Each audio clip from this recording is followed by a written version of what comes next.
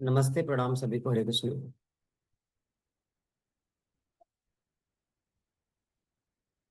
प्रणाम गुरु जी।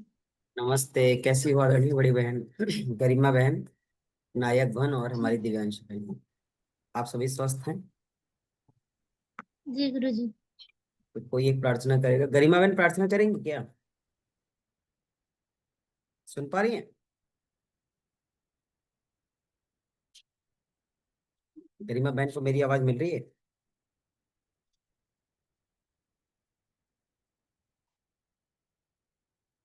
सुन पा रही हैं गरिमा बहन?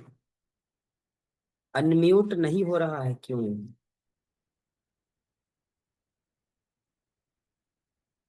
अब चेक करिए। अनम्यूट तो कर दिया है।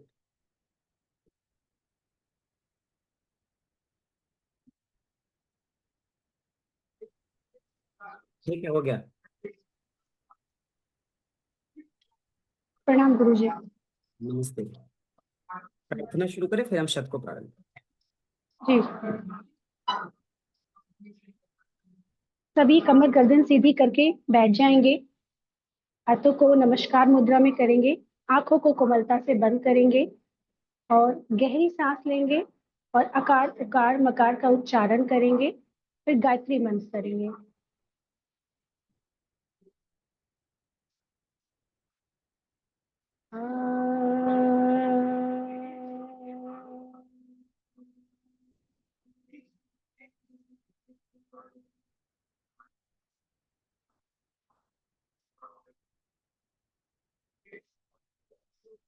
ओम भूर्भुवः स्वः तत्सवितुर्वरेण्यं भर्गो देवस्य धीमहि धियो यो नः प्रचोदयात्। अपने हाथों को घर्षण करेंगे और हथेलियों को अपनी आंखों पर लगाएंगे और हथेली के अंदर ही अपने आंखों को खोलेंगे।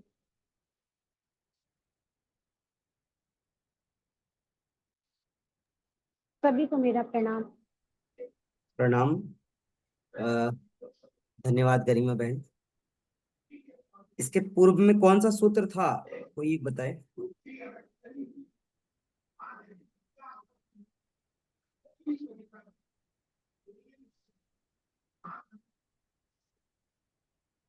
दिव्यांशी बहन सुन पा रही है क्या?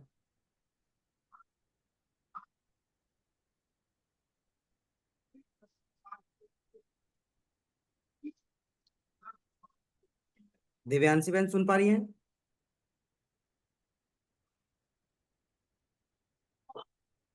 गुरु जी 31 आज शुरू करना है। अच्छा, 31 शुरू करना है। 30 हो गया है? जी। अच्छा, ठीक है। पूरा हो गया था कि कुछ रह गया था?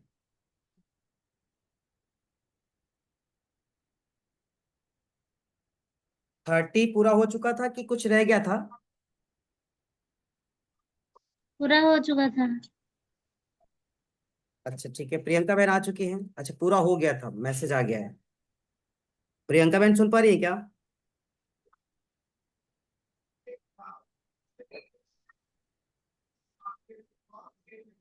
प्रियंका बहन सुन पा रही हैं?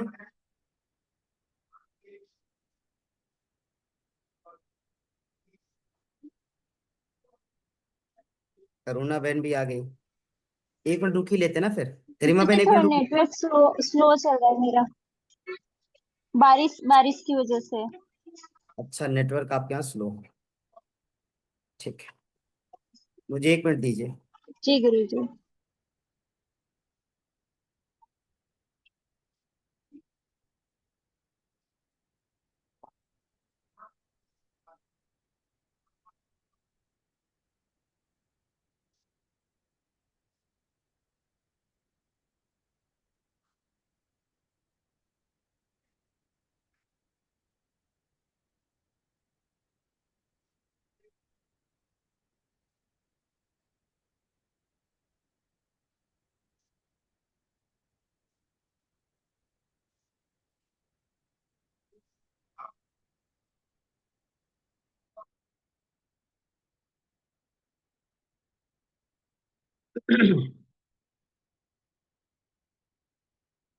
ठीक है, हम सब चलेंगे 31 की तरफ। 30 हमारा हो चुका है ना?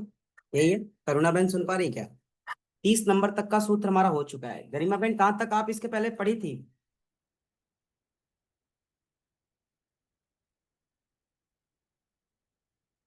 याद है कौन से नंबर आ का रहे हैं सूत्र? हम। इसके पूर्व का जो सूत्र था 30 नंबर सूत्र, वो सूत्र था व्याधि स्त्यानम संशय प्रमादः आलस्यम अविरति भ्रांति दर्शनम। यह सूत्र पूर्व का था 30 नंबर का। और 30 नंबर का सूत्र हमारा हो चुका है, जैसा कि नायक बहन ने हमें बताया है। ठीक है, अब हम चलेंगे 31 की तरफ। ये जो सूत्र था काफी बड़ा था।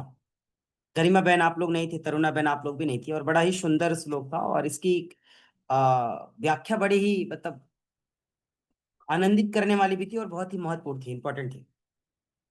क्या के मतलब उसमें था क्या? उसमें था व्याधि स्त्यानम संशय प्रमाद आलस्यम अविरति भ्रांति दर्शनम। यह सूत्र था 30 नंबर। अब हम चलेंगे 31 की तरफ। 30 नंबर का सूत्र हो चुका है, हम 31 नंबर की चल। 31 नंबर सूत्र कहा क्या रहा है? कह रहा है दुख दौर मनुष्य अंगमेव जैत्यम श्वास प्रश्वास विक्षेप सह भुव। क्या कह रहा है? ध्यान से समझिएगा। सूत्र कह रहा है दुख दौर मनुष्य, पहला हो गया दुख, दुख दौर मनुष्य अंग में जयत्वम श्वास प्रश्वास विक्षेप सह भुव। अब ये सूत्र का मतलब क्या है, ध्यान से समझिएगा। 31 नंबर का जो सूत्र है, 31 नंबर के सूत्र को समझने के लिए आपको 30 नंबर के सूत्र का जानकारी होना जरूरी था, जो कि पूर्व के सूत्र में बता दिया गया, जहां पे व्याधि स्त्यानम संशय प्रमाद आलस्यम अविरति भ्रांति दर्शनम की बात कही गई थी। अब हम इससे आगे चल रहे हैं, जहां पे हम पढ़ क्या रहे हैं? दुख दौर मनुष्य अंग में वजैत्यम श्वास प्रश्वास विक्षेप सह भुव। ये सूत्र कह क्या रहा है, ध्यान से समझिएगा। कितनी चीजें की बात कही? पहला दुख, दूसरा दौर मनुष्य, तीसरा अंग में जयत्वम, नंबर 3 क्या है? अंग में जयत्वम, नंबर 4 श्वास प्रश्वास, है ना? क्या है? श्वास प्रश्वास। श्वास को अलग कर दीजिए, प्रश्वास को अलग कर दीजिए। अगर ऐसे काउंटिंग करेंगे तो दुख एक हो गया। कह रहा है दुख दौर मनुष्य अंग में जयत्वम श्वास प्रश्वास विक्षेप सह भुव। यही कह रहा है, श्वास प्रश्वास विक्षेप सह भुव। अब इसका मतलब क्या है? कह रहा है कि 5 प्रकार के जो उपविघ्न हैं, इसके पूर्व में विघ्नों की बात कही गई थी। कितने प्रकार के थे? 9 प्रकार की। इस पूर्व के सूत्र में योग साधना की मार्ग में आने वाले 9 प्रकार के दुखों को पढ़े थे हम लोग। अब आप बताइए कि योग साधना के मार्ग में जो 9 प्रकार के दुख थे, जब आप लोगों ने सूत्र ही नहीं पढ़ा तो आपको पता कैसे पड़ेगा? नहीं पड़ेगा।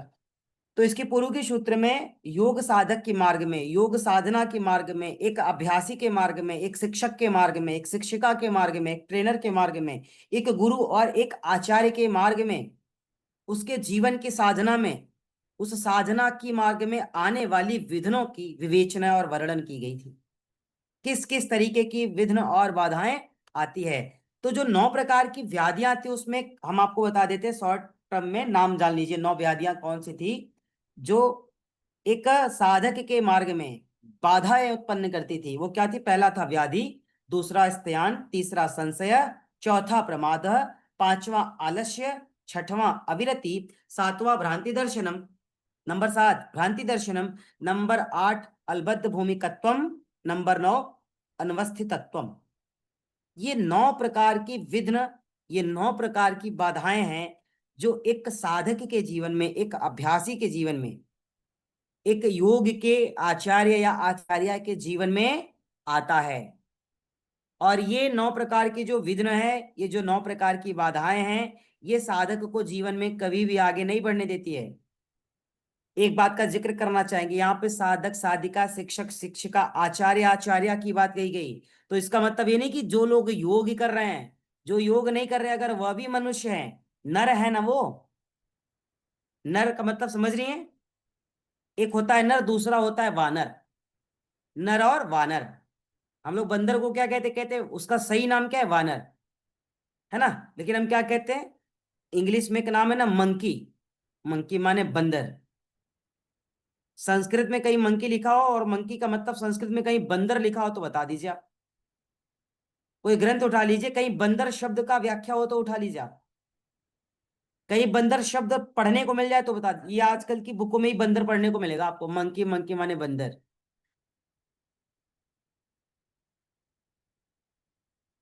है ना।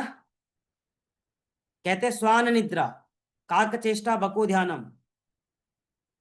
तो यहाँ पे जो अंग्रेजी का शब्द है, जो हिंदी का शब्द है, जो संस्कृत का शब्द है, शब्द का मीनिंग एक हो सकता है, भाव अलग है, याद रखिएगा।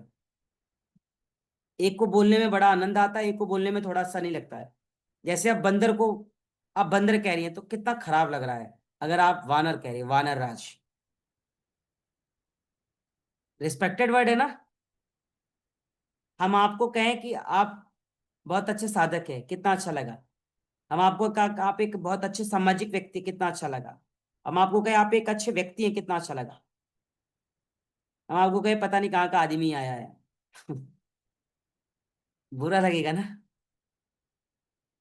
तो यहाँ पे जो 9 प्रकार की साधक के जीवन में बाधाएं आती है, वो केवल साधक के जीवन में नहीं आती नायक बहन अपुति, वो एक गृहस्थ के जीवन में भी आता है, एक वैरागी के जीवन में भी आता है, एक गृहस्थ वैरागी के जीवन में भी आता है, एक बालक के जीवन में आता है, एक बालिका के जीवन में आता है। ये विघ्न तो सबके जीवन में आता है ना, ये जो 9 प्रकार का विघ्न है। ये केवल साधना के मार्ग में आएगा तो साधना का मतलब क्या है, पूजा पाठ और अगरबत्ती दिया करना, बाती करना। साधना जीवन ही तो साधना है आपकी गरिमा बहन। ये जीवन की यात्रा क्या है, यही तो साधना है ना, सच्ची साधना तो यही है। जिसने इस साधना को नहीं जाना नायक बहन, उसने खूब पूजा पाठ तपस्या कर ली, समझ लो सब व्यर्थ है। आप बताओ, आपने खूब पूजा पाठ तपस्या की, माला किया, है ना। माला बड़ा बड़ा पहन लिया, देखो आज हमने माला भी नहीं पहन रखे ना, ये माला देखो रखा है ना, यस। खूब बड़ा बड़ा माला भी पहन लिया एकदम, कोई फायदा है। अपने जीवन की गाथा, अपने जीवन की अनुभूति, अपने जीवन का अस्तित्व, अपने जीवन की वास्तविकताओं से परिचित हुई ना कोई, क्या फायदा है। तो ये सब के लिए है, ऐसा नहीं कि ये 9 तरीके की बाधा केवल एक योग करने वाले लोगों के लिए। जो गृहस्थ में वो गृहस्थ योगी हो गया, गृहस्थ योगिनी हो गई। प्रिया बहन, बात क्लियर है। तो ये 9 प्रकार की बाधाएं थी, ये 9 प्रकार की बाधाएं। अब हम अगली सूत्र में क्या कह रहे हैं, 9 प्रकार की बाधाओं का नाम तो पता ही दिया आपको सबने, है। अब अगला सूत्र क्या कह रहा है, ये उपबाधा और उपविघ्न की बात कर रहा है। अभी हम लोग विघ्नों की बात कर रहे थे ना, बाधाओं की बात कर रहे थे, और ये सूत्र क्या कह रहा है, उपविघ्न उपबाधाओं की बात कर रहा है। जैसे आप क्रिकेट की टीम में देखो, आप स्कूल में देखो, एक प्रिंसिपल होता है, फिर वाइस प्रिंसिपल होता है, कैप्टन होता है, फिर वाइस कैप्टन होता है कि नहीं होता है। तो यहाँ पे जो उपविघ्न है वो कितने हैं, 5 हैं। कहा क्या रहा है, दुख दौर मनुष्य अंग में जयत्वम श्वास प्रश्वास विक्षेप सभुव। कितने विघ्न है, 5। पहला दुख, दूसरा दौर मनुष्य, तीसरा अंग में जयत्वम, चौथा श्वास प्रश्वास, पांचवा विक्षेप सहभुव। ये कितने प्रकार के उपविघ्न हो गए, 5। ये 5 प्रकार के उपविघ्न है, जहां पे इस सूत्र में दुख दौर मनुष्य अंग में जयत्वम श्वास प्रश्वास विक्षेप सहभुव, यह 5 प्रकार का विघ्न साधक के जीवन में है, जो उपविघ्न के नाम से जाना जाता है। और जो विघ्न है वो 9 प्रकार के थे, जो इसकी पूर्व के सूत्र में आप लोगों ने पढ़ा। अब बात कर लेते पहले विघ्न की। पहला दुख विघ्न क्या था, दुख। दुख का तात्पर्य किससे, कष्ट या तकलीफ से है कि नहीं। दुख का तात्पर्य किससे, कष्ट या तकलीफ से है। दूसरा दौर मनुष्य, दुर्मनुष्य, जो दौर मनुष्य है, दौर मनुष्य का तात्पर्य किससे, दुर्बलताओं से, किससे, कमी से, किससे, कमजोरी से। अंग में जयत्वम, शरीर के अंगों में कंपन, शरीर के अंगों में शिथिलता, शरीर के अंगों में निरंकुशता। श्वास प्रश्वास प्राणवायु की बात कर रहे हैं, बिना इच्छा के अंदर आ रही, बिना इच्छा के बाहर जा रही है, यस नो। बिना इच्छा के आ रही है नायक बहन, आपके मन से आ रही है। चलो रोक दो अब इसको, आपका मन करे रोक दो आधे घंटे के लिए, जरा दिखाओ, कोई रोक के दिखाए, 5 मिनट रोक के दिखाओ घड़ी बैठा कर। जो लोग वीडियो ऑफ करें, ऐसा नहीं कि वो है ना ट्राई करने लगेंगे 5 मिनट। हाँ, बता दिया भाई। तो ये जो श्वास प्रश्वास है प्रिया बहन, क्या इस पर हमारा अधिकार है? ये बिना इच्छा के अंदर आ रही, बिना इच्छा के बाहर जा रही है। उपविघ्न है ना, ये बिना इच्छा के अंदर आ रही है, हमारे मन से आ रही है।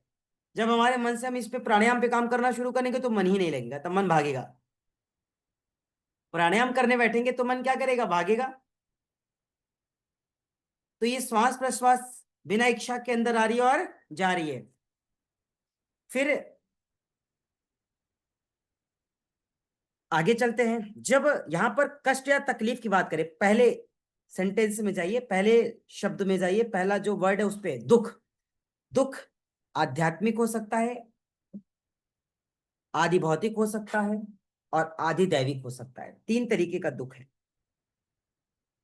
अच्छा, हम सब केवल यही कहते हैं ना, नायक बहन बड़ा कष्ट में है, बड़ा तकलीफ में, बड़े दुख में है। अच्छा ठीक है, लेकिन दुख किस प्रकार का है? तो आप कहेंगे हे भगवान, अब मैं इनको कैसे बताऊं कि हमारा दुख कौन सी प्रकार का है? और सही बात है, मैं आपसे पूछ रहा हूँ आपका दुख किस प्रकार का है, आप ही को नहीं पता है कौन हमारा दुख कौन सा प्रकार का है। बस इतना पता है कि हमको प्रकार नहीं पता है, लेकिन हम दुखी हैं ये पता है। तो दुख के भी तो प्रकार है ना नायक बहन। आध्यात्मिक दुख होता है, आधि भौतिक दुख होता है, और आधि दैविक दुख होता है। दुख के कितने डायमेंशन है यहाँ पे? 3। कितने डायमेंशन हो गए दुख के? 3। 3। और दौर मनुष्य की जब बात कर रहे थे, दुख दौर मनुष्य, जब इच्छा पूर्ति न होने से साधक के शरीर में क्षोभ उत्पन्न हो जाता है। जैसे आपका कोई मन किया कार्य करने का, आपका मन किया कुछ पाने का, आपका मन किया कुछ खाने का और आपको न मिला, आपको मन किया कहीं जाने का, आपको न मिला, आपको मन किया किसी से मिलने का, वो न मिला, तो आप बताइए क्या होता है? शरीर की, मन की इच्छा शक्ति पूरी नहीं हुई, आप आनंदित रहते हैं क्या? नहीं रहते हैं। जैसे मैंने आज एक थोड़ा सा योग दर्शन की ग्रुप में एक मैसेज छोड़ा, हो सकता है नीचे की लाइन थोड़े से कड़े थे, कड़े थे। आप सभी नहीं जुड़ रहे, बाकी आपकी इच्छा आपकी मर्जी, है ना, यही कड़ा लाइन था। तो आपकी मर्जी है तो उसमें गलत क्या है? भाई किसी की मर्जी पर आप एकाधिकार कर सकते नहीं, लेकिन अगर आप सोचो कि करने की कोशिश करें, हम कर लेंगे, तो ये दुख का कारण होगा आपके, दुख का कारण होगा ना। अरे भाई आपकी मर्जी है तो हम कैसे फोर्सफुली आपको फोर्स कर सकते हैं? नहीं कर सकते ना। और अगर करने की कोशिश करेंगे तो दुख किसे होगा? हमें होगा। क्यों? अपेक्षाएं ज्यादा रख रहे हैं, हम ज्यादा अच्छा आपको बनाना चाह रहे हैं, हम बहुत अच्छा देखना चाह रहे हैं, यही तो हमारा कष्ट है ना। तो हम छोड़ देंगे ना फिर, हम हम इच्छाएं ही छोड़ देंगे ना। हम सोचेंगे ठीक है, राजी हैं हम उसी में जिसमें तेरी रजा है। आपको नहीं पढ़ने में आनंद है तो हमें भी नहीं पढ़ाने में भी आनंद होगी। तो यहाँ पे दौर मनुष्य, इच्छा पूर्ति न होने से जो क्षोभ उत्पन्न हो जाता है साधक के जीवन में, उसके लिए। अब बात करते हैं अंग में जयत्वम, शरीर के अंगों में जो कंपन होता है। कभी कभी आपके मन का काम ना हो और मन के बिल्कुल विपरीत काम हो जाए, आपके मन के बिल्कुल विपरीत कार्य हो जाए। कभी कभी कोई ऐसी खबर सुनती है, शरीर हाथ पैर हिलने लगता है। बताइए, कभी कभी कोई ऐसा वीडियो देख लेते हैं, कोई ऐसा हम रील देख लेते हैं कि हमारे एकदम दिमाग घुमा देते हैं, वो बड़ा देर तक चलता रहता है, हाथ पैरों में कंपन होने लगती है, घबराहट होने लगती है। ठीक है, श्वास प्रश्वास है, जो आप श्वास ले रहे हैं श्वास छोड़ रहे हैं, वो उसकी बात करें, वो भी बिना इच्छा के, आपके इच्छा के अनुरूप नहीं है। अगर आप उसे अपनी इच्छा के अनुरूप चलाना चाहेंगे तो आपका मन नहीं लगेगा। अगर आप उसे अपनी इच्छा के अनुरूप चलाना चाहें तो आपका मन लगेगा? नहीं लगेगा। अगर इच्छा के अनुरूप नहीं चला रहे हैं, चल रही है, आ रही है, जा रही है, आपका फोकस ही नहीं है, तो परेशान है आप? नहीं है। आप परेशान है? नहीं है ना। उस पे आपका दिमाग है, उस पे आपका ध्यान है, उस पे आपका चित्त लगा हुआ है? नहीं है। आगे चलते हैं। अर्थात इस सूत्र में क्या कहा गया है? कहते हैं कि इच्छा पूर्ति न होने से साधक के जीवन में क्षोभ उत्पन्न होता है, अंगों में कंपन उत्पन्न होता है, और प्राण वायु जब अनिच्छा के, है ना, प्राण वायु जब अनिच्छा के बाहर आती है और जाती है, अंदर आती है और बाहर जाती है, तो भी साधक का जीवन संतुलित नहीं हो सकता है। क्यों? अनिच्छा है ना उसमें, इच्छा तो नहीं है, बिना मन से आ रही है जा रही है ना। कोई उसकी टाइम टेबल तो आपने बनाई नहीं है, कोई शेड्यूल फिक्स किया है कि चलो 2 सेकंड में लेना है, 1 सेकंड में छोड़ना है, 1 सेकंड में लेना है, 2 सेकंड में छोड़ना है, कोई आपने टाइम टेबल बनाया? नहीं बनाया, कुछ नहीं बनाया आपने ना। तो व्यथिता तो होगी मन में। अर्थात कहते हैं इस सूत्र में 9 प्रकार की जो विघ्न है सहभुव, उस सहभुवक में या उप जो सहभुवक का यहाँ पे मीनिंग है, यहाँ पे उस विघ्न के बाद जो उपविघ्न है ना, उस विघ्न के बाद कौन से विघ्न, उस इसके पूर्व के सूत्र का कितने विघ्न है? 9। उस 9 विघ्नों का यह क्या है? उपविघ्न है, जो इस सूत्र में है। दुख दौर मनस्य अंग में जयत्वम श्वास प्रश्वास विक्षेप सहभुव। ठीक है। अब दुख का तात्पर्य ध्यान से समझिएगा। दुख कितने प्रकार के हैं? 3 प्रकार के। कौन कौन सा? आध्यात्मिक, आदि भौतिक और आदि दैविक, 3 प्रकार के दुख हो गए। अब चलिए दुख पे और अच्छे से एक्सप्लेन कर देते इसको। जब आध्यात्मिक दुख की बात करते हैं तो इससे पूर्व में दुख को समझ लिए। दुख क्या कह रहा है? कह रहा है दुख का अर्थ ये शरीर या मन की वह अवस्था जिसमें साधक को कष्ट, पीड़ा या तकलीफ महसूस होती है। दुख का मतलब वह अवस्था जिसमें साधक के शरीर में या मन में कष्ट या पीड़ा उत्पन्न होती है। अब दुख का मतलब ये नहीं कि कमर में दर्द हो रहा है तो ही दुख है। गरिमा बहन, कमर में दर्द हो रहा है तो ही दुख है। आप बहुत अच्छा खा रही हैं, हम देख नहीं पा रहे इसलिए भी दुख है। हमारा मन दुखी है कि आप अच्छा कैसे खा रही हैं, आप अच्छा कैसे पहन रही हैं, आप इतनी खुश कैसे रहती हैं प्रिया बहन, क्या कारण है? हम आपको इतना परेशान करते हैं, हम आपको इतना तंग करते हैं, आपको इतना डिमोरलाइज करते हैं, फिर भी आप खुश हैं। किस लिए खुश हैं? कैसे खुश हैं? तो मन हमारा इसलिए दुखी है कि आप खुश हैं। ध्यान से समझिएगा। तो अगर मन हमारा दुखी है तो कहीं ना कहीं हमारी चित्त, हमारी चेतना, हमारी अंतस, हमारी आत्मा को तो प्रभावित कर रही है ना। लोग कहते हैं कि सर शरीर में बहुत पीड़ा है। शरीर में पीड़ा है ये बता कौन रहा है आपको? शरीर में पीड़ा है किसने बताया आपको? आपके मन में ऐसा लग रहा है, आपके मन को कष्ट मिल रहा है, आपकी आत्मा को तकलीफ महसूस हो रही है, आपके अंतस को पीड़ाएं अनुभूत हो रही है, तभी तो आप बोल पा रहे हैं ना कि कष्ट हो रहा है शरीर में। तो शरीर में कष्ट हो या मन में कष्ट, कष्ट का मतलब कष्ट है, दुख का मतलब दुख है। शारीरिक दुख हो, मानसिक दुख हो, आध्यात्मिक दुख हो, आधि दैविक दुख हो, आधि भौतिक दुख हो या आध्यात्मिक दुख, दुख का मतलब दुख होता है। कहते हैं इन दुखों को ताप भी कहते हैं। क्या कहते हैं? ताप भी कहते हैं। ताप का तात्पर्य किससे? जो 3 प्रकार के दुख आपको बताए गए, कौन कौन से? आध्यात्मिक, आदि भौतिक और आदि दैविक, ये 3 प्रकार के दुख हैं। अब बात कर लेते हैं आध्यात्मिक दुख की। जो आध्यात्मिक दुख है ये क्या है? दैहिक दुख है। ये क्या है? दैहिक दुख है। अब दैहिक दुख का मतलब कहते हैं आध्यात्मिक दुख जो हमें शारीरिक तथा मानसिक रूप से कष्ट पहुंचाते हैं, है ना, दैहिक, जो हमें शारीरिक या मानसिक रूप से कष्ट पहुंचाते हैं, हम इन्हें दैहिक दुख भी कहते हैं। अब इस दैहिक दुख में कौन सा डायमेंशन आएगा? क्या आएगा?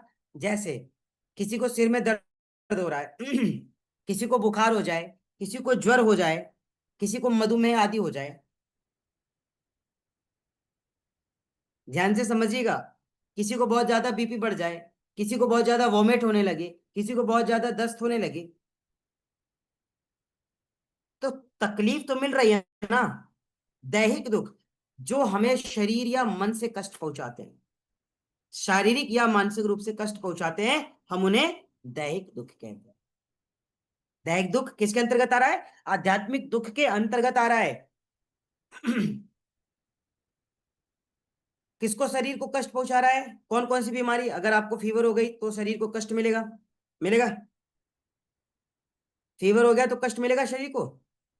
सर्दी जुकाम हो गई, सीना जकड़ गया, कष्ट है ना,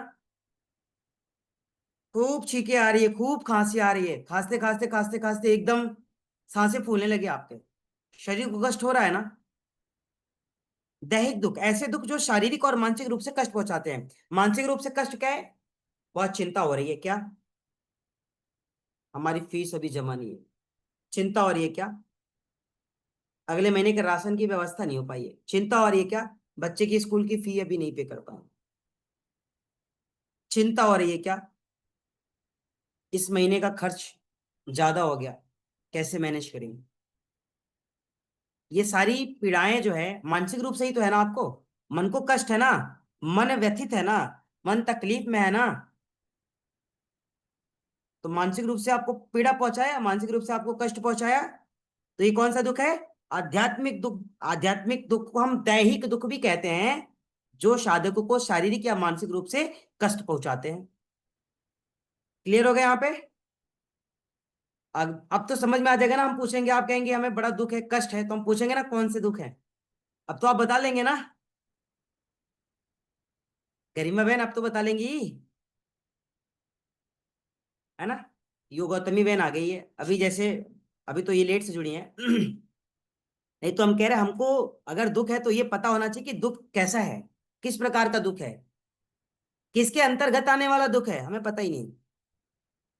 जैसे नर को पता है कि हाँ वो मनुष्य है, लेकिन काम कैसा करता है? वानर जैसा है नर, है ना। हम सब क्या है? नर है। काम कैसे करते हैं? वानर की तरह। वानर चंचल होता है ना। देखिए, आप कपड़े डाल दीजिए छत पे, आपका छत, आपके छत पे से आपका कपड़ा उठा के दूसरे के छत पे पहुंचा के चला आता है, छोड़ देगा। चंचलता ही तो है, क्या कर रहा है? हम यहाँ आध्यात्मिक दुख है, प्रियंका बहन क्या बात है। देखो, अब इनको पता चल गया कि इन्हें आध्यात्मिक दुख है, लेकिन जब तक ये नहीं पढ़ पाते तो हमको क्या लगता है कि हमें दुख है। तो अगर किसी ने आपसे पूछ लिया दुख है, अच्छा कोई बात नहीं, कैसा दुख है आपको, तो आप कहेंगे अरे वो हमारा बेटा हमको परेशान कर रहा है। अरे तो बेटा परेशान कर रहा है, इस दुख की बात नहीं कर रहे हैं। वो दुख बताओ किसके अंतर्गत आता है? आध्यात्मिक के अंतर्गत आता है, आदि भौतिक के अंतर्गत आता है, आदि दैविक दुखों के अंतर्गत आता है। दैहिक है, भौतिक है या दैविक है? पहला, दैहिक है कि भौतिक है या दैविक है। तो हमें ये तो पता होना चाहिए कि हमारा कष्ट, हमारा दुख कैसा है। आदरणीय तरुणा बहन सुन रही है कि नहीं? बहुत अच्छी ट्रेनर है हमारी दिव्यांशी बहन, तरुणा बहन, शायद अभी ये लोग इंगेज होंगे कहीं। चलो नेक्स्ट चलते जी हैं। गुरु जी। अच्छा सुन रही है तो ठीक है। अब अच्छा, हाँ, नेटवर्क का दिक्कत है ना गुरु जी, से आवाज आगे पीछे आ रहा है। अच्छा ठीक है, तो अब यहाँ पे क्या कह रहे हैं? आदि भौतिक दुख। आदि भौतिक दुख क्या है? ये भौतिक दुख है। कहते हैं जो कष्ट हमें भौतिक पदार्थों से प्राप्त होते हैं वे आदि भौतिक दुख कहलाते हैं। भौतिक का अर्थ है सुख भोग की सांसारिक वस्तुएं। जैसे बिजली कट गई, आपका पशु है, रस्सी तोड़ा करके गया, गाय है ना, आपका गाय है, रस्सी तोड़ करके गया, अपने बछड़े के पास खड़ा हो गया, अब बछड़े ने पूरा दूध उसका पी लिया, है ना। अब बछड़े ने पूरा दूध पी लिया। अब वो भौतिक संसार में है, भौतिक जगत में है, वस्तु के कारण, व्यक्ति के कारण, पदार्थ के कारण, किसी वस्तु की प्राप्ति के कारण, किसी उपकरण के कारण आपको दुख पहुंच रहा है ना। अभी बहुत अच्छा एकदम ठंडा ठंडा कूल कूल हवा चल रहा है, बढ़िया लग रहा है। हवा बंद हो गई, लगेंगे भगवान को गाली देने। सही बताइए, गाली देते नहीं? बिजली है, बहुत अच्छा है, आधे घंटे कट जाए इंतजार करेंगे, 1 घंटा 1.5 घंटा बीता बिजली वाले को ही गाली देना शुरू कर देंगे, पावर हाउस वाले को फोन कर करके परेशान कर देंगे। बताइए करेंगे कि नहीं? ये कैसा दुख है? ये भौतिक जगत में जो रह करके आपको महसूस हो रहा है किसी पदार्थ के कारण, किसी वस्तु के कारण। अब दुख है किस लिए? हमारे पास फोर व्हीलर नहीं है, बड़ा दुख है, कष्ट है। फोर व्हीलर नहीं है, इसलिए कष्ट में है। टू व्हीलर है इसके लिए खुश नहीं है। जरा उनसे पूछो जिनके पास टू व्हीलर ही नहीं है, उनको देख लोगे तो आपका दुख खत्म हो जाएगा। लेकिन हम देखते किसको है? हम घोड़े हैं, हम हाथी का सपना देख रहे हैं। भाई घोड़ा है तो बहुत अच्छी बात है, घोड़े ही रहो आप। हाथी बनने का समय आएगा, बिना आप परेशानी के बन जाओगे, कर्म करते रहो बस। ज्यादा की चाह, भौतिक संसार, भौतिक जगत, भौतिक वस्तुएं, भौतिक पदार्थ, भौतिक स्थान। आपका एक फ्लैट लेने का और इच्छा है ना, एक फ्लैट लेने की बड़ी इच्छा है। अब फ्लैट के लिए पैसे कम पड़ रहे हैं, गरिमा बहन। अपनी देवरानी के तो है ना, देखो बाद में विवाह हुआ, उनके तो 2 BHK के फ्लैट हैं, है ना। हम जी, हाँ जी, आपके साथ इतना समय हो गया, हम सब 1 BHK के फ्लैट में इतने, है ना, समय गुजार दिए, हम लोग के बेटे भी बड़े बड़े हो गए। है दुख है, प्रिया बहन, है ना दुख। भौतिक जगत के लिए ही तो है ना, संसार के लिए। अरे आपने 1 BHK में अपना जीवन गुजार दिया, बच्चे बड़े हो गए, इससे बड़ा संतोष क्या है।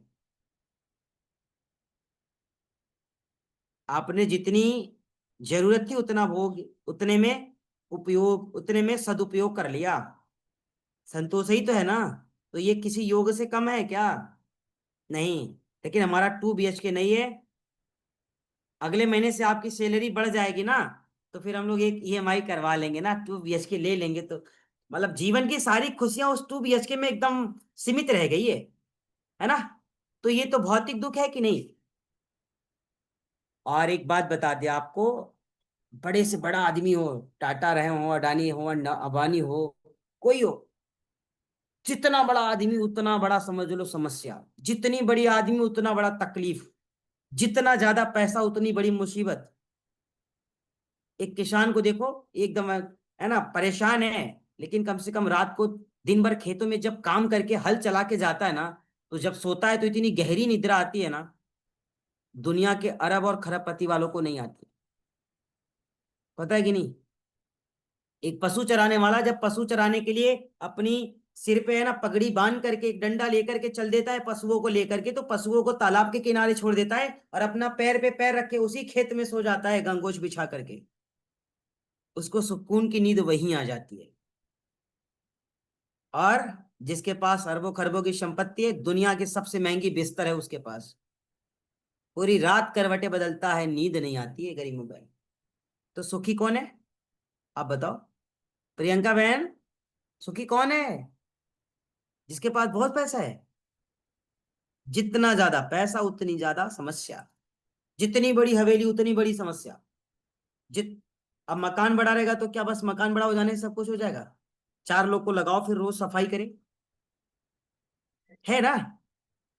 तो आप याद रखिएगा, ये क्या है, भौतिक दुख, जो इस भौतिक संसार की वस्तुओं के कारण, स्थान के कारण, सामग्री के कारण, पशुओं के कारण, जानवर के कारण, दुर्घटनाओं के कारण मिलने वाले या आने जाने वाली लाभ हानि से हमें होते हैं, भौतिक दुख, ठीक है। और एक बात मैं ये कहने वाला था, लाइन थोड़ी चेंज हो गई। इस संसार में 99.9% लोग भौतिक दुख से परेशान है, प्रियंका बहन। और ये तो बड़े अच्छे लोग हैं जो आध्यात्मिक दुख से परेशान है, ये अच्छे साधक हैं। जो आध्यात्मिक दुख से परेशान है ये अच्छे साधक है। ये जो भौतिक दुखों से परेशान है ना, ये साधक नहीं है। ये ना खुद जी पा रहे हैं ना दूसरों को जीने दे रहे हैं, ये है ना। ये खुद भी सुकून की नींद नहीं ले पा रहे हैं, दूसरों की भी नींद इन्होंने हराम कर रखी। क्यों? क्योंकि इन्हें नींद नहीं आएगी तो किसी को सोने नहीं देंगे। घर में रात भर कोई चिल्लाता रहे, कोई परेशान रहे, कोई बीमार रहे, आप सो जाओगे? नहीं सो पाएंगे। इसलिए आधि दैविक दुख, जिसे हम दैविक दुख कहते हैं, नंबर 3। पहला क्या था? दैहिक दुख, दूसरा भौतिक दुख, और तीसरा दैविक, है ना। अब नंबर 3 आती दैविक। ऐसे दुख, ऐसे कष्ट जो हमें अलौकिक कारणों से मिलते हैं वे आधि दैविक दुख कहलाते हैं। आदि दैविक, भूकंप, आदि तूफान, ठीक है ठीक है, आ रहे इसी विषय पे आ रहे हैं, है ना प्रियंका बहन, ठीक है। जैसे सूर्य के कारण, जल के कारण, पिंडों के कारण, वर्षा के कारण, सर्दी के कारण, बरसात के कारण, गर्मी के कारण, इस कारण से जो आपको कष्ट मिलता है। जैसे सर्द में क्या है, बहुत सर्दी लग रही है, बहुत सर्दी लग रही है, बहुत सर्दी लग रही है, लग रही है। दुख किसके कारण है? अकाल तथा अत्यधिक या बहुत अकाल पड़ जाए कहीं, खाने कोई ना रहे तो भी दुख है। अत्यधिक वर्षा, इतनी वर्षा हो जाए कि आपको घर छोड़ के जाना पड़े। आप सब लोगों ने प्रयागराज का हाल देखा है अभी? देखा कि नहीं प्रयागराज का हाल? 1 फ्लोर है ना, जिसका मकान एक है ना 1 फ्लोर का था, 1 तल्ला तक डूब गया वो सारा। और इतनी अंधभक्ति की महाकाश, मतलब महारथियों ने पराकाष्ठा पार कर दिए। कहते गंगा मैया आई हैं हमारे यहाँ दर्शन देने के लिए। मतलब गंगा मैया उनके यहाँ दर्शन देने के लिए गई हैं। और जिसके यहाँ दर्शन देने गई वो दर्शन ही नहीं किया, छोड़ छाड़ के घर भाग रहा है। अरे तो दर्शन देने गई तो लो बैठ के अंदर आराम से, घर से बाहर क्यों निकल रहे हो? जब देवी तुम्हारे घर में खुद ही जा रही है तो तुम बाहर क्यों जा रहे हो? है ना?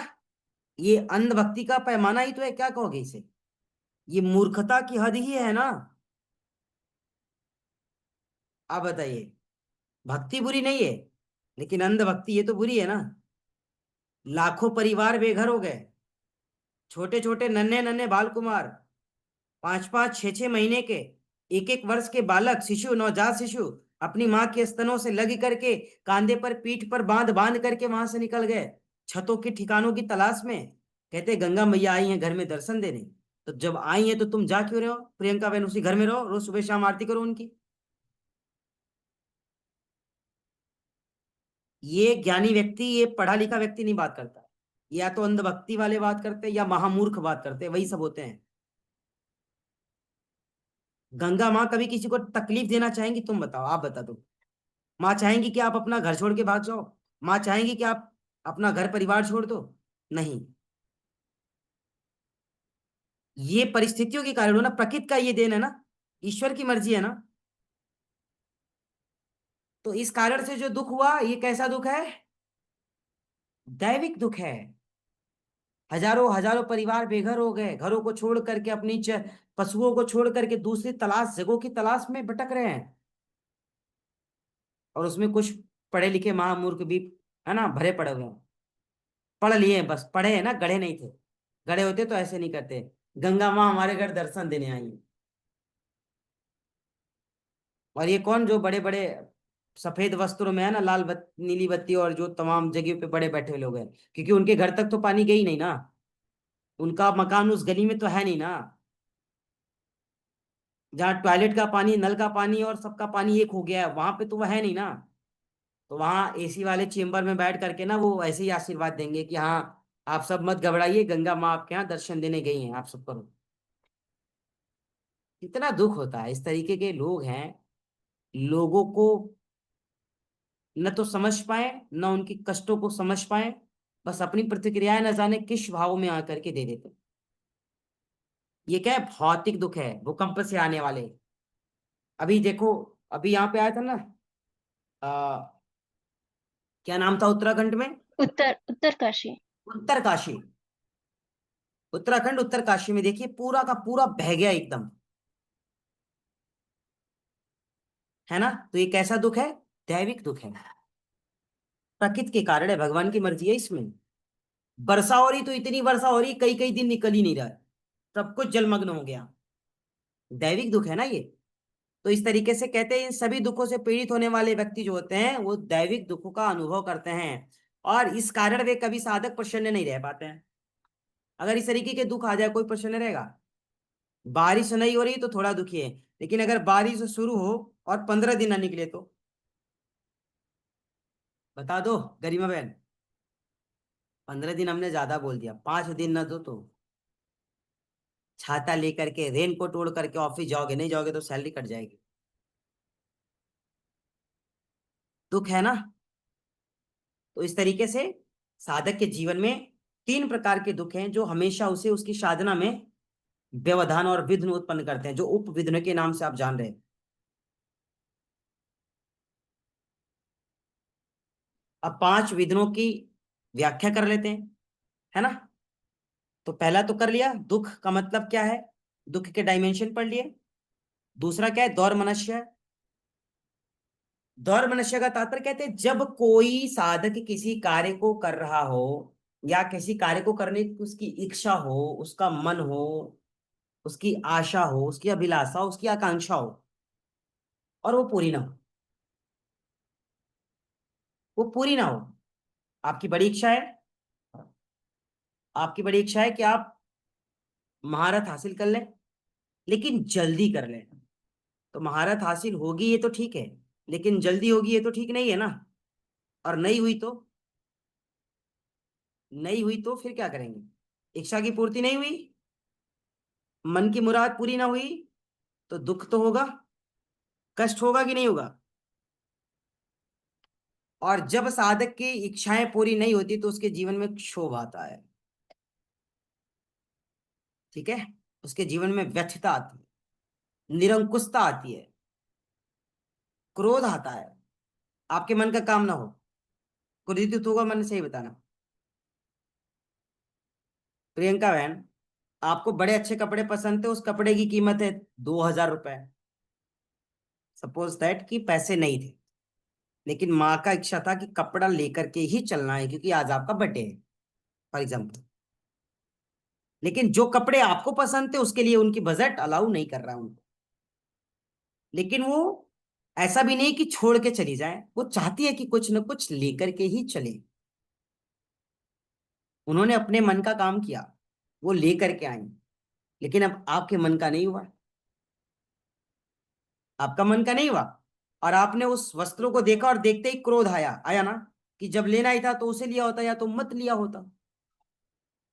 मन में क्रोध आया ना, कष्ट आया ना, क्यों? इच्छा की पूर्ति नहीं हुई। इसी तरीके से साधक के जीवन में जब भी किसी भी इच्छा, किसी भी आकांक्षा, किसी भी मन के अनुसार हो रहे कार्य जब रुक जाते, जब उसमें विघ्न आ जाती है, जब वो स्थगित हो जाता है, जब लगता है कि अब नहीं होगा, अब संभव नहीं है, तो साधक को कष्ट होता है। और यह कष्ट ही साधक को योगी की मार्ग में आगे नहीं बढ़ने देता है। ठीक है, नेक्स्ट नंबर जी, अंग में जयत्वम। कहते हैं अंग में जयत्वम का अर्थ है शरीर में कंपन होना।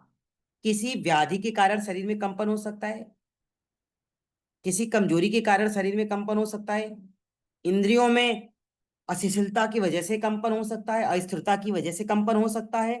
तो ये जो कंपन होती है शरीर में, ये कंपन ही शरीर की अंग में जयत्वम कहलाती है। और ये कंपन क्या करती है? शरीर के अंगों में जब कंपन होना प्रारंभ करती है तो हम कहते हैं यह शारीरिक अस्थिरता को बढ़ा देती है। बढ़ाती है कि नहीं बढ़ाती? आपका शरीर स्थिर रहेगा? नहीं रहेगा। आपका शरीर स्थिर रही मतलब रह ही नहीं सकता है। अंग में जयत्वम। और जब शरीर में स्थिरता नहीं आएगी ना, तो चित्त में स्थिरता आ जाएगी क्या? अब आप यहाँ पे क्रॉस क्वेश्चन कर सकते हैं कि सर, चित्त में स्थिरता आएगी तो शरीर में स्थिरता अपने आप आ जाएगी। तो चित्त में स्थिरता कब आएगी? जब श्वास प्रश्वास की गति पर आप काम करोगे। करोगे? श्वास प्रश्वास की गति पर काम करने के लिए पहले आसन पे काम करना पड़ेगा। करोगे? तो आसन पे जब काम करोगे तो शरीर में ऑलरेडी स्थिरता आएगी। आसन पे काम किया तो शरीर में ऑलरेडी स्थिरता आई। और जब शरीर में स्थिरता आई तो प्राणायाम की तरफ गए, और जब प्राणायाम किया तो मन में स्थिरता आई। अर्थात याद रखिएगा, एक के बिना दूसरा पूर्ण हो ही नहीं सकता है। बताओ, क्या राधा के बिना कृष्ण पूरे हुए, या बिना कृष्ण के राधा पूरी हुई, बिना शिव के पार्वती जी पूरी हुई, बिना माता पिता दोनों के क्या हम सब खुश रह पाते हैं? नहीं। इसलिए हमेशा याद रखिएगा कि जब शरीर में स्थिरता आएगी ना, तो चित्त में, मन में, मस्तिष्क में स्थिरता आएगी। और दौर मनुष्य की जब साधक बात करे, और दौर मनुष्य से जब आगे नंबर 3 पर जैसे ही अंग में जैत्व में जाता है, तब उसे अपनी शारीरिक स्थिरता को बनाए रखना जरूरी होता है। अगर वह शारीरिक स्थिरता को बनाए रखने में सफल नहीं हो पाता है तो उसकी साधना निष्फल हो सकती है, और हम कह सकते हैं कि विफल भी हो सकती है। ठीक है। और इस तरीके के साधक को योग की मार्ग में सफलताएं नहीं मिलती है। Point to be noted. जिसका शरीर ही स्थिर नहीं है प्रियंका बहन, जिसका मन ही स्थिर नहीं है, क्या उसको सफलता मिल जाएगी? आप बताइए। नहीं मिलेगी। आगे चलते हैं। श्वास प्रश्वास, प्राणवायु की बात कर रहे थे। ऑक्सीजन जो आप लेते हैं, है ना, कार्बन डाइऑक्साइड छोड़ते हैं। जब श्वास आप अंदर लेते हैं तो क्या आप उसे जान करके अंदर ले रहे हैं? जब सांस आप अंदर ले रहे हैं तो क्या वो आपकी मर्जी से अंदर जा रहा है? कह दो अब कह दो अब सांस नहीं अंदर जाने देंगे, रोक दो जरा उसको। कह दो अब हम नहीं जाने देंगे अब। कहते हैं ना, हम तुम्हें आगे नहीं बढ़ने देंगे प्रियंका बहन। नहीं, हम तुम्हें आगे नहीं बढ़ने देंगे। हम तुम्हें गेट के अंदर नहीं जाने देंगे। हम तुम्हें द्वार के अंदर नहीं जाने देंगे। चलो रोक दो सांसों को, कह दो कि हम तुम्हें अपनी नासिका के अंदर नहीं जाने देंगे। देखो, क्या हमारे आपके मन से ये रुकने वाला है? हमारे आपके मन से अंदर जाने वाला है? नहीं। हमारे आपके मन से अंदर से बाहर आने वाला है? नहीं। लेकिन वो अंदर आ रहा है और बाहर जा रहा है, अंदर बाहर, बाहर अंदर लगा रखा है। श्वास प्रश्वास, श्वास प्रश्वास, श्वास प्रश्वास लगा हुआ है। आपका फोकस है उस पर? आपका ध्यान है उस पर? नहीं। क्यों ले रहे हैं? किस लिए ले रहे हैं? किस कारण से ले रहे हैं? कितना लेना चाहिए? कैसे लेना चाहिए? कब लेना चाहिए? कुछ विशेष समयावधि में स्पेशलाइजेशन कर देना चाहिए, स्पेशलिटी के साथ लेनी चाहिए और छोड़नी चाहिए। कब कर पाते हैं? कर रहे हैं कि नहीं कर रहे हैं? कभी फोकस किया? नहीं किया। तो फिर नर और वानर में फर्क क्या है, जरा मुझे बता दो। जब नहीं किया तो नर और वानर में फर्क क्या है? क्या फर्क है? नायक बहन कहते हैं नर ही जी। नारायण है। वाह भाई वाह। नर ही नारायण है। लेकिन जब नर अपने आप को नर सिद्ध कर पाएगा तब ना। है तो नर, लेकिन काम कैसा है? वानर के जैसा। आगे से वाह हटाना है, बाकी सब सही है। वानर। आगे से वाह हटा दो प्रियंका बहन। आगे से वाह हटा दो, बाकी नर ठीक है। अगर आपको लगता है कि सर नर केवल बड़ा छोटा नाम है तो वानर पूरा ले लो, बड़ा हो जाएगा फिर। छोटे से काम नहीं चल रहा है तो बड़ा कर लो। और हम तो वही कर रहे हैं ना, सारे कार्य अस्थिरता वाले कर रहे हैं ना, वानर की तरह ही कर रहे हैं ना। सजगता है हमारी कामों में, धैर्यता है हमारी कामों में, पेशेंस है हमारे जीवन में, धैर्य है नहीं है? कितनों को लग रहा है अरे राम राम राम, ज्वाला सर ने प्राणायाम में एडमिशन करवा लिया, कक्षाएं बड़ी स्थगित रहती हैं, संतोष नहीं है। ज्वाला सर का एडमिशन तो करा लिया है, लेकिन धैर्य होना चाहिए। अगर नहीं है तो फिर इसका मतलब कि हमारी साधना कमजोर है। संतोषम परम सुखम। तो साधक को जो श्वास ले रहा है, साधक जो श्वास छोड़ रहा है, जो प्राणवायु नासिका मार्ग से लेता है, जो प्राणवायु नासिका मार्ग से छोड़ता है, उसके अंदर बाहर आने जाने की जो विधि है उसको भी सही करना होगा। अगर ये सही नहीं रही तो ये भी आपकी योगी की मार्ग में विघ्न और बाधाएं ही उत्पन्न करेगी। तो साधक के जीवन में आगे बढ़ने के लिए उसे 9 विघ्न और 5 उपविघ्न है जो उसे रोकती है कि आप आगे नहीं बढ़ पाओ। कितने?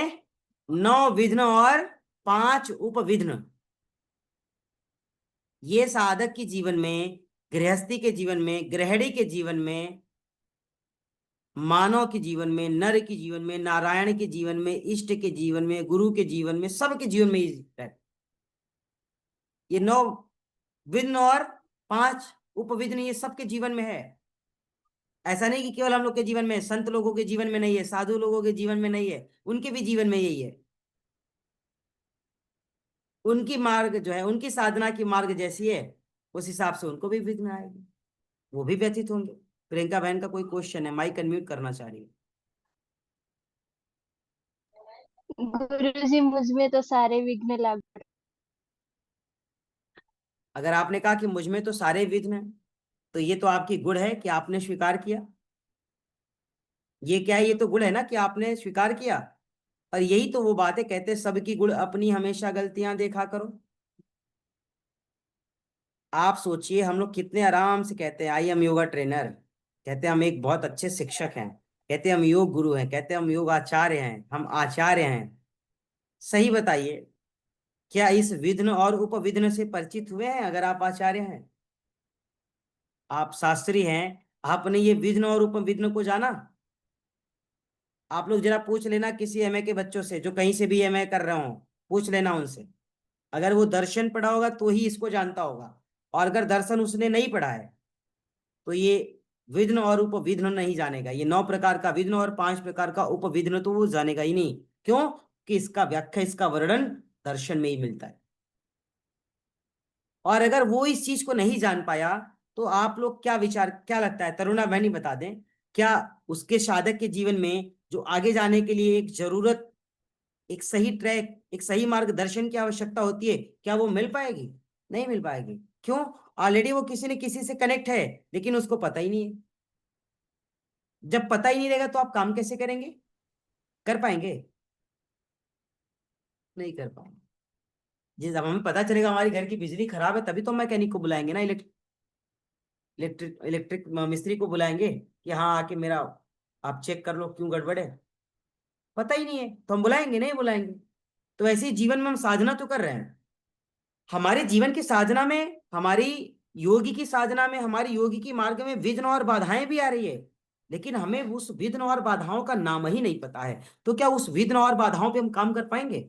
नहीं कर पाएंगे। और जब हम काम नहीं कर पाएंगे तो क्या अपने जीवन में हम शिक्षक बन पाएंगे, साधक बन पाएंगे, अभ्यासी बन पाएंगे, वैरागी बन पाएंगे? नहीं बन पाएंगे। और ये तो बड़ा दूर का विषय है। जो पीएचडी स्कॉलर है, आप एक बार उनसे भी पूछ लेना कि आपके जीवन में जो दुख है, कितने विघ्न है जीवन में, योग साधना की मार्ग में आने वाले। ये मत पूछना जीवन में कितने दुख है, तो बहुत दुख आ जाएंगे। पूछो कि योगी की मार्ग में, जीवन की मार्ग में, है ना, साधना की मार्ग में आने वाले जो दुख है वो कौन कौन से हैं? जो व्याधि हैं, व्याधि मतलब यह एक रोग है ना, रोग है ये पूरा, बीमारी है एक तरीके की। एक छोटी सी बीमारी आदमी का पूरा जीवन खराब कर देती है। इतनी बड़ी बड़ी बीमारियां हम सब लोगों ने लपेट करके रखी हुई है कि नहीं? कोई दैहिक दुख से परेशान है, कोई दैविक दुख से परेशान कोई भौतिक दुख से परेशान है कि नहीं परेशान? तो परेशानी तो है। तो उस परेशानी का समाधान नहीं करेंगे तो क्या होगा? वो परेशानी, उस बीमारी का इलाज नहीं करेंगे तो वो नाशूर बन जाएगा फिर। बन जाएगा ना? फिर धीरे धीरे धीरे धीरे कैंसर का रूप ले लेगा, है ना? फिर आपको कभी आगे नहीं बढ़ने देगा। कैंसर का मतलब फिर वो आपको कभी आगे नहीं बढ़ने देगा। इसलिए आप हमेशा अपनी योग साधना करते समय, अपनी योग की मार्ग में हमेशा यात्रा करते समय अपनी विघ्नों को ध्यान में रखिए। जीवन में आने वाली बाधाओं का स्मरण रखें, उसको याद रखें, और उससे कैसे पार पाना है, कैसे उस पर काम करना है, इसकी खोज करें। तभी आप जीवन में आगे बढ़ पाएंगे। अन्यथा मैं आपको बता दूं, ये जो 9 प्रकार के विघ्न और 5 प्रकार की उपविघ्न है ना, ये साधक के जीवन में अगर बैलेंस्ड हो जाए तो साधक समस्त दुखों से मुक्त हो सकता है। तब उसे किसी तरीके की इच्छाएं, आकांक्षाएं, लालसाएं, मीमांसाएं कुछ नहीं सताने वाली है, कुछ परेशान करने वाला नहीं है।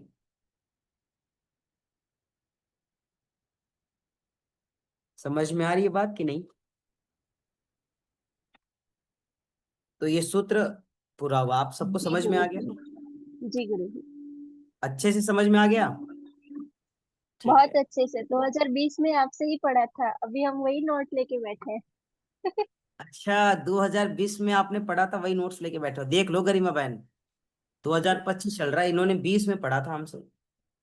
अभी भी पांच हमारे पास आपका बताया गया सारा नोट्स पड़ा है, आज वही लेके अभी बैठे हैं क्योंकि वह सूत्र चल रहा था। देखो, अभी भी वो नोट्स पड़े हुए हैं, सोचो कितना कारगर है ना?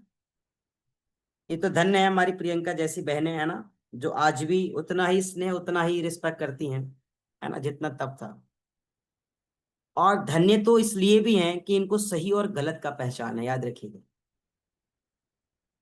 ऑलरेडी ये ऋषिकेश में रहती हैं, जहाँ योगी की नगरी है। हजारों वहां तपस्वी, हजारों वहां योगी हैं इनको पढ़ाने के लिए। और ये सोशल साइट्स पे ही बहुत एक्टिव रहती है, ये बहुत ऑनलाइन दुनिया की मास्टर है एक तरीके से। हर चीजों को रिसर्च करके इन्होंने रखा है, इनके पास बहुत अच्छी अच्छी रिसर्च की चीजें भी हैं। तो इसके बाद अगर ये हमारे पास जुड़ी, ये तो मेरा सौभाग्य हुआ ना। कि इनकी नजर में हम शायद उस मतलब काबिल शिक्षकों की श्रेणी में होंगे या कुछ ऐसा होगा जो ये जुड़ी हुई है ना। नहीं तो जिस जगह में है, जिस योगी की नगरी में, वहां बड़े से बड़े गुरु और महागुरु हैं। तो ये जो आपका 30 के बाद 31 नंबर का सूत्र रहा, ये भी कंप्लीट हो गया। और 32 नंबर का सूत्र आपके लिए बड़ा स्पेशल है, होने जा रहा है। क्यों कह रहा है? ततः प्रतिषेधार्थम, है ना, प्रतिषेधार्थम है। देखो प्रियंका बहन, क्या है सूत्र, मुझे पूरा क्लियर नहीं है। ततः प्रतिषेधार्थम, यही है, प्रतिषेधार्थम यही है। चेक करो तब फिर आगे देखें। जी गुरु जी, वही है। तत्प्रतिषेधार्थम अच्छा एक हाँ ठीक, तत्व अभ्यासः। ठीक है। तत्प्रतिषेधार्थम एकत्व तत्वाभ्यासम, ठीक है। ये कह क्या रहा है, ध्यान से समझिएगा। ये जो ततः की बात कर रहा है, ततः मतलब उन का मतलब है। ततः का तात्पर्य किससे? उनसे। पूर्व के सूत्र में जाएगा, ततः मीन्स उन। प्रति से धार्थम, जब हम प्रति से धार्थम की बात करते हैं, कहते हैं विघ्नों को दूर करने, विघ्नों का नाश करने के लिए, है ना। उन विघ्नों का नाश करने के लिए, उन उपविघ्नों का नाश करने के लिए क्या है? एक तत्वाभ्यास, एक तत्व का अभ्यास करना चाहिए। अर्थात वह विघ्न का नाश हो सकता है, उपाय मिल गया। वो उपविघ्न का भी नाश हो सकता है, उसका विनाश हो सकता है। उसका एक उपाय है, क्या है? एक तत्व अभ्यास। अब तो थोड़ा सुकून मिला कि हाँ, हम इस विघ्नों का नाश कर पाएंगे। अभी तक तो डर लग रहा था। क्यों तरुणा बहन? कितने प्रकार के विघ्न है, कैसे कौन दूर करेंगे, कैसे इसको कम करेंगे, कैसे ये बैलेंस होगा। ये गौतमी बहन सोच रही थी कि हम तो बंगाल में रहते हैं भाई, हमारे पास तो ढेर सारी जादू है, हम तो उससे भी सही कर लेंगे। बाकी मान लो जो बंगाल में नहीं रहता, उसके पास तो कोई जादू है नहीं, तो वो कैसे करेगा? तो एक तत्वाभ्यासा, अर्थात कहते हैं उन पूर्व में कहे गए योग मार्ग की विघ्न में आने वाले। हाँ देखो, गौतमी बहन हंस भी रही है, और सही बात है वो, है ना। जादू की नगरी में रहती है बंगाल, क्या है? जादू की नगरी तो है ना। काला जादू की नगरी कह लो, जादू की नगरी कह लो, है ना। हाँ, तो तथा मीन्स उन, उन पूर्व में कहे गए योग की मार्ग में आने वाले विघ्न या बाधाओं या उपविघ्नों का नाश करने के लिए साधक को एक तत्व अभ्यास के लिए बताया गया है। एक तत्व अभ्यास का तात्पर्य एक तत्व, अर्थात उस ईश्वर का चिंतन करना चाहिए। करते हैं?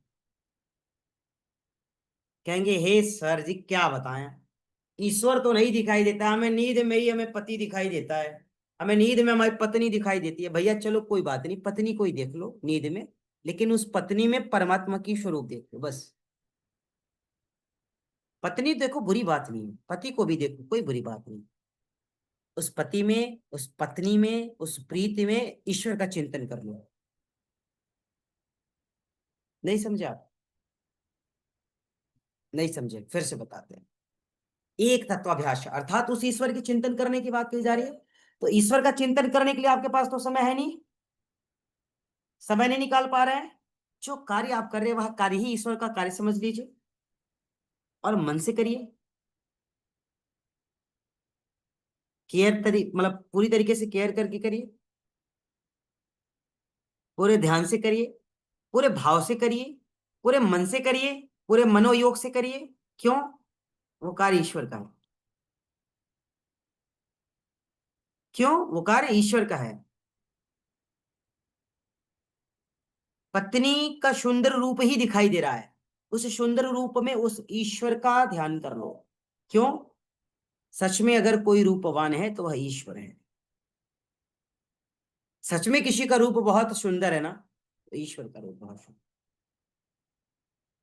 और अगर हमें पत्नी का रूप बहुत सुंदर दिख रहा है, इसका मतलब कि उस पत्नी में हमें ईश्वर की भाव को भी महसूस कर लेना चाहिए। चिंतन करते समय ना, चिंता कर रहे हैं कि चिंतन कर रहे हैं, चिंतन कर रहे हैं। चिंता करेंगे तो पत्नी दिखाई देगी, चिंतन करेंगी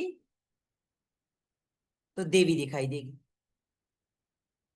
अब ये दिव्यांशी बहन और गौतमी बहन ये लोग तय करें कि इनको, है ना, पुरुष को देखना है, महापुरुष को, देवों को देखना है, नर को देखना है, नारायण को देखना है, मानव को देखना है कि महामानव को देखना है। तय करें ये लोग किसको देखना है। तो यहाँ पे एक तत्वाभ्यास, एक का अभ्यास, एक का चिंतन, किसका? उस ईश्वर का चिंतन का अभ्यास करना चाहिए, उस ईश्वर का बार बार स्मरण करना चाहिए, स्वयं को गुरु जी। अच्छा अच्छा, बड़ा समझदार है ये बच्ची, इसीलिए कहते हैं इसका नाम रिसर्च रखा मैंने, है ना, स्वयं। तो स्वयं का रूप बहुत प्यारा दिख रहा है, तो बहुत अच्छी बात है, लेकिन ज्यादा प्यारा नहीं दिखे, नहीं तो अहंकार आ जाएगा फिर। हाँ, आप ये भी याद रखना कि आपसे भी सुंदर कोई है,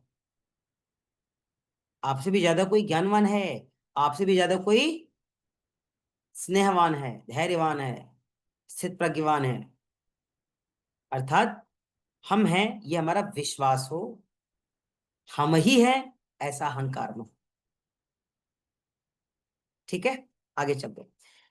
इस सूत्र में, पूर्व की सूत्रों में वर्णित जो 9 प्रकार के विघ्न तथा 5 प्रकार के उस उपविघ्न की बात कही गई थी, उस 9 प्रकार के विघ्न एवं 5 प्रकार की उपविघ्नों को दूर करने का एक तत्व अभ्यास, एक तत्व का अभ्यास कीजिए, उस ईश्वर का चिंतन कीजिए, उस ईश्वर का ध्यान कीजिए, उसी का चिंतन, उसी का मरण मनन, उसकी उपासना ही हमारे इन समस्त दुखों से हमें मुक्त करा सकती है। जैसे अगर हम चिंतन नहीं कर पा रहे हैं, कहते हैं ना, जब भी मौका मिले भगवान का नाम ले लेना चाहिए, जब भी मौका मिले, है ना, ईश्वर का नाम लेना चाहिए। अब मौका मिलेगा तब ईश्वर के नाम लेंगे, तो ये तो समय नहीं मिलेगा। एक काम किया, बेटे का नाम वही रख दिया ओम, अब दिन भर ओम, बेटा ओम, देखो ओम जी कहाँ है। अच्छा, ओम नाम रखने की वजह से ऑलरेडी रिस्पेक्ट वर्ड एक जो है जी लगाना पड़ता है, डायरेक्ट ओम भी नहीं कह सकते, ओम जी। अब कोई भी है ओम जी ही, अब कोई डायरेक्ट ओम नहीं कहता, ओम जी भाई ईश्वर का नाम है ना ओम। मेरे ओम जी है, मेरे लल्ला है, मेरे ओम जी है, ये क्या बात है। कम से कम देखो, जितने भी लोग घर में हैं, हर लोगों की जुबान पे दिन भर हमको लगता है 150 बार तो आराम से आता होगा भगवान जी का नाम। आता है कि नहीं आता? जितने भी घर के मेंबर है, जितने भी घर के सदस्य हैं, ना चाहते हुए भी उनकी जुबान पे 150 बार तो नाम आ ही जाता है, 10-20 बार भी तो आ ही जाता होगा, 30 बार तो आ ही जाता होगा। इधर से घूम करके आया, उधर से खेल करके आया, इधर तोड़ करके गया, उधर गिर गया, उधर खड़ा हो गया, कुछ भी आ रहा है, आ रहा है ना। अगर हम सोचते कि एक समय निर्धारित करेंगे जहां हमको 20 बार नाम लेना है, पता चला आज लिया, कल लिया, परसों लिया, फिर उसके बाद छोड़ दिया, ले पाएंगे? नहीं ले पाएंगे। तो ईश्वर का चिंतन फिर कैसे संभव है बताइए? आप बताइए गरिमा बहन, अगर हम इस ओम जी की जगह इनका नाम डुग्गू रख देते, टुनटुन रख देते, गुटगुट रख देते, है ना, लुटपुट रख देते, आजकल बड़े बड़े घरों में बड़े अच्छे अच्छे परिवार के लोग इस तरीके की, है ना, मतलब क्या बोलते हैं, इस तरीके के नाम रखते हैं, गुट गुट, डुग डुग, है ना, टमटम, पता नहीं क्या है, एकदम भगवान जाने, ऐसा नाम जिसका न कोई अर्थ है, जिसका न कोई सार है ना। तो उसको लेने से क्या भगवान का नाम का स्मरण हो जाता, चिंतन हो जाता? नायक बहन बता दे। अगर हम दिन भर में 100 बार गुट गुट करते, तो पता चला मेरी घटके लग जाते, गुट गुट कभी रुक जाती मेरी टक टक करने वाली। भगवान जी कहते बड़ा परेशान, एक काम करो इसको बुला लो, डुगू। डुगू कोई नाम है? आप बता दो डुगू का मतलब क्या होता है। भाई आप लोगों के घर में बुरा मत मानिएगा, हमें इससे यही सीखना है ना, कि जो हम कर रहे हैं सही कर रहे हैं कि नहीं, हमारे जीवन में जो घटित हो रहा है वो सही हो रहा है कि नहीं। नहीं। तो आपको हमें ये समझना है कि हमारे जीवन के मार्ग में ये जो 14 प्रकार की बाधाएं हैं, 9 बाधाएं, 9 विघ्न और 5 उपबाधाएं, उपविघ्न, इन सब का नाश या विनाश हो सकता है केवल ईश्वर का चिंतन करने से, ईश्वर का मनन करने से, ईश्वर का ध्यान करने से, ईश्वर का नाद करने से, ईश्वर का गुणगान करने से, ईश्वर के नाम का गुंजन करने से। अब तो फायदे वाली बात है, पता चला इतना बड़ा दुख था कैसे दूर होता। आप हमेशा ध्यान रखेंगे, क्यों? क्योंकि यहाँ पे एक तत्व अभ्यास की बात कही गई है, और किसी अन्य पदार्थ में क्यों नहीं करते एक तत्व के अभ्यास। मान लीजिए अगर एक तत्व अभ्यास की बात की गई है तो एक तत्व ले लीजिए, किसी भगवान को ले लीजिए, फिर वो आपको परेशान करेगा। क्यों? क्योंकि आप उस भगवान को किसी न किसी नाम से जोड़ दिए है ना, उस भगवान को भी किसी नाम से जोड़ दिया। तो ईश्वर का मतलब परब्रह्म परमेश्वर, साक्षात ईश्वर, बस उसे ईश्वर ही जानिए। राम जी हैं, श्याम जी हैं, लड्डू जी, गोपाल जी, राधा जी, कृष्ण जी, शिव जी, सरस्वती जी, कुछ मत, केवल ईश्वर। उस ईश्वर में शब्द समाहित है और ईश्वर का चिंतन। अब आप कहेंगे सर ईश्वर का चिंतन कैसे करें? जो आपको सबसे प्रिय लगे, आपका साधक हो, आपका भाई हो, आपका अभ्यासी हो, आपका सहयोगी हो, आपका गुरु हो, जिसमें आपको समभाव दिखे, जो आपको अनुकूल लगे, जिसके व्यवहार आपको अनुकूल लगे, जिसके आचरण आपको अनुकूल लगे, आप उसमें भी ईश्वर के गुणों को देख सकते हैं। क्यों? इसलिए कि वो अगर आपके अनुकूल है तो जाहिर सी बात है कि वो ईश्वर का भेजा गया विशेष दूत है। अगर वो आपके अनुकूल है तो ईश्वर का भेजा गया विशेष दूत है, अन्यथा किसी और के साथ होता। तो आपके साथ है तो उसे सम्मान भी वैसा ही देना है। जैसे अगर मंत्री जी नहीं है और अपना प्रतिनिधि भेज दिए तो कुर्सी पे तो आप वही बैठाएंगे ना। मंत्री जी के लिए जिस काजू कतली की व्यवस्था करके रखी थी पानी पिलाने की, तो उसी से पानी उनको पिलाएंगे ना, कि छोड़ देंगे कि चलो वो नहीं आया है ना, इनको गुड़ पानी पिला के भेज दो। तो इसलिए आपको अपनी साधना की काल में जब किसी एक तत्व के चिंतन की बात कही जाए तो आप उस एक तत्व चिंतन में ईश्वर का, है ना, चिंतन करिए, उसका स्मरण करिए, उसके नाम का गुणगान कीजिए, उसका ध्यान कीजिए। अगर इस तरीके का आप चिंतन कर पाते हैं तो आपके समस्त दुखों का, उपविघ्नों का और विघ्नों का नाश होगा, मतलब आपका जीवन आनंदित हो जाएगा। ठीक है। और विघ्नों का नाश करने के लिए एक तत्व अभ्यास, केवल उस ईश्वर के तत्व का, उस ईश्वर तत्व का, उस ईश्वर के चिंतन का ही आपको आपके विघ्नों से दूर कर सकता है, दूसरा कोई उपाय नहीं। क्योंकि वस्तु में करेंगे, व्यक्ति में करेंगे, पदार्थ में करेंगे तो परेशान रहेंगे। इसलिए एक तत्व अभ्यास, उस ईश्वर का अभ्यास, उस ईश्वर का चिंतन। ठीक है। एक प्रश्न और आता है, अगर ईश्वर आपको दिखाई नहीं देता है, जिसमें ईश्वर दिखे ना उसी में कर लो। अब कहेंगे सर ईश्वर हमको दिखाई नहीं देता है, जिसमें ईश्वर दिखाई नहीं दे रहा है और जो सबसे प्रिय लग रहा है उसी में ईश्वर को देख लो। क्योंकि ईश्वर सबसे प्रिय है, ईश्वर सबसे प्यारा है, ईश्वर सबसे सुंदर है, ईश्वर की व्यवस्था सबसे सुंदर है, ईश्वर का दिया हुआ सबसे सुंदर है। देख लो उसी में ईश्वर के रूप को, देख सकते हैं। पहले नाम देखेंगे, फायदा देखेंगे, काम देखेंगे, मतलब देखेंगे, फिर बाद में बताएंगे कि क्या देख पा रहे हैं। क्यों नायक बहन? कि आपसे हमारा जीवन में कभी कोई काम पड़ेगा कि नहीं, आप मेरे किसी काम के हो कि नहीं, आप मेरा सहयोग कर पाओगे कि नहीं, क्यों आपसे रिश्ता रखें हम? प्रियंका बहन बताइए, यही तो है ना।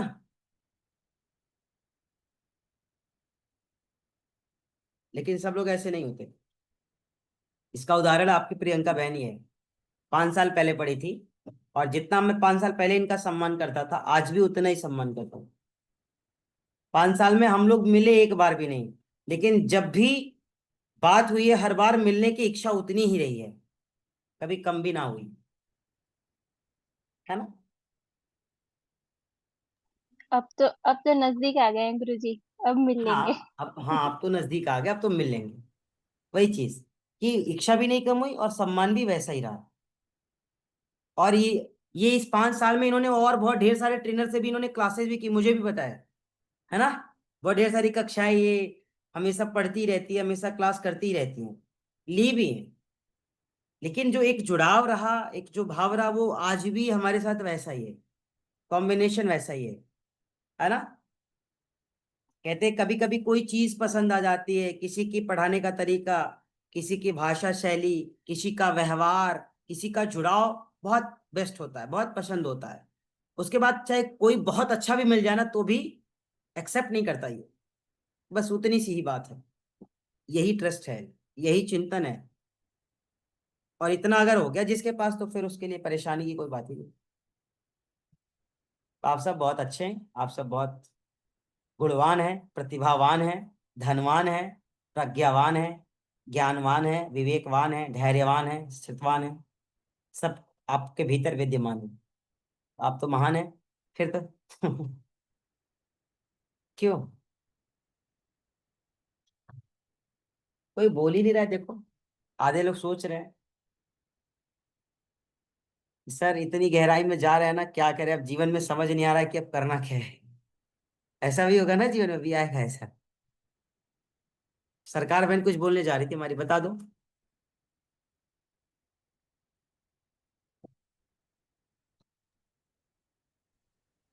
नहीं गुरुजी, कुछ नहीं। नहीं, कुछ नहीं बोलना था। नहीं। बोलने की बड़ी इच्छा है लेकिन शब्द नहीं निकल रहे ना। कहें क्या? कहाँ जा रहे थे, कहाँ जा रहे हैं, क्या सोचा था, है ना? अब क्या क्या चीजें परिवर्तित हो रही है। सोचो, हमारी नायक बहन से ही पूछ लो। बस ऐसे ही कक्षा ट्राई करने आई थी तो आ गई, तो फिर अब जाती नहीं और सबसे पहले जुड़ जाती है। सोचो, यही है जुड़ाव। ठीक है। तो आज की सत्र में इतना ही। 32 हो गया ना? कल चलेंगे 33 की तरफ। ठीक है। और कोशिश कीजिए ना, आप सब लोग क्लासेस लीजिए, याद रखिएगा। सूत्र तो छूट जाएगा। और अगर विश्वास आपको ना होना तो आप हमको, हम जो पुस्तक कहिए सब पुस्तकें मंगा के दे दें। और जिस तरीके से आपको एक्सप्लेन करके बताया जाता है, अगर उसी भाषा में किताब में लिखा होगा तो मुझे बता देना आप। बताइए, प्रियंका बहन बता दे। आप ही बता दो ना, तेरी मम्मी, कोई भी गुरुजी बता सकता। किताब पढ़ के तो उतना समझ में नहीं आता जितना आप अच्छे से समझा अरे सकते हैं। भाई, आप तो दूसरा तीसरा बार पढ़ रही हैं दर्शन। फिर आप भी पहली बार भी हमें। नहीं पढ़ रही हैं। आप तो जी। तीसरी गुरुजी बार, मैं हमको भी। लग रहा है तीसरी चौथी बार दर्शन पढ़ रही हैं, सोचिए पहले। और आपको भी जी। लगता है कि सर किताब पढ़ने से वो चीजें नहीं समझ में आती है। नहीं गुरुजी नहीं और मैं भी जो पढ़ती हूँ एक तो बार मुझे सोच नहीं रहा है आता। कि हम किताब पढ़ करके समझ जाएंगे, ये या तो उसका मतलब अहंकार जाग रहा होगा उसका, या उसकी अज्ञानता चरम सीमा पे ही होगी। कि अगर किताब में वो भाव और वो भाषा लिखी होती समझाने वाली, तो फिर किसी शिक्षक की आवश्यकता ना होती, है ना? तो इसलिए आप लोग जो भी जुड़ पाए, जैसे भी, अगर वीडियो ऑन नहीं कर पा रहे कोई बात नहीं, ऑफ करके पढ़िए ना, हम मना करते हैं। दिव्यांशी बहन का तो शुरू से भाई वो शेड्यूल ही था, हमको पता है। या अभी आज गौतमी बहन या हमारी तरुणा बहन का इवेंट वगैरह या व्यस्तता चल रही, प्रिया बहन, जो कुछ भी, हमने किसी को मना नहीं किया है। आप सुनते तो रहिए। हम कहते हैं 100% नहीं मिलेगा, 10% भी अगर मिल गया ना, तो भी समझ लो उस 10% में अगर एक चीजें महत्वपूर्ण मिल गई तो बहुत कुछ मिल जाएगा। और वो महत्वपूर्ण चीजें किताब में हो सकता है ना मिले, है ना? तरुणा बहन सुन पा रही है हमारी? जी गुरुजी। आप तो गुरु हैं, लेकिन महागुरु बनने की ओर आपको आगे बढ़ना है। लेकिन व्यस्तताओं के कारण आप भी कक्षाएं नहीं कंटिन्यू कर पा रही हैं, है ना? और आपका एमए का कोर्स भी चल रहा है। अभी है ना गुरुजी, दूसरों को भी तो थोड़ा ज्यादा भी देते हैं। हाँ, अभी एमए का कोर्स भी आपका चल रहा है, तो सोचिए ना, फिर ये क्लासेस मिल नहीं पाएंगी आपको। आप ढूंढ लेना, आप परेशान हो जाओगे कहीं। तो कोशिश करो, अगर संभव हो पाए तो आप जुड़ जाया करो। सुनो, बारिश बहुत तेज चल रही थी गुरुजी, रुकी तो हम क्लास कर पाए, वरना आज नहीं कर पाते। भैया केवल यहाँ पे तो 8 ही 10 लोग जुड़े हैं ना। अभी बारिश मेरे यहीं भी है। ठीक है, तो कोई बात नहीं, आप लोगों के लिए कोई वो नहीं है, मनाही नहीं है। और ईश्वर की मर्जी है, ईश्वर की कृपा है, सब कुछ उसके अनुसार ही हो रहा है, तो हमने किसी को ब्लेम किया ही नहीं। कोशिश तो कर ही सकते ना, कोशिश ही करना है। ठीक है, चिंता नहीं, चिंतन करना है। तो आज का चिंतन यही 10-20 हो गया है। ठीक है। तो आज के सत्र के लिए इतना ही। हम सब फिर नए सत्र में मिलेंगे, तब तक आप सभी स्वस्थ रहें, आनंदित रहें और शब प्रसन्न रहें सभी को। धन्यवाद गुरु जी। राधे राधे गुरु जी। राधे राधे।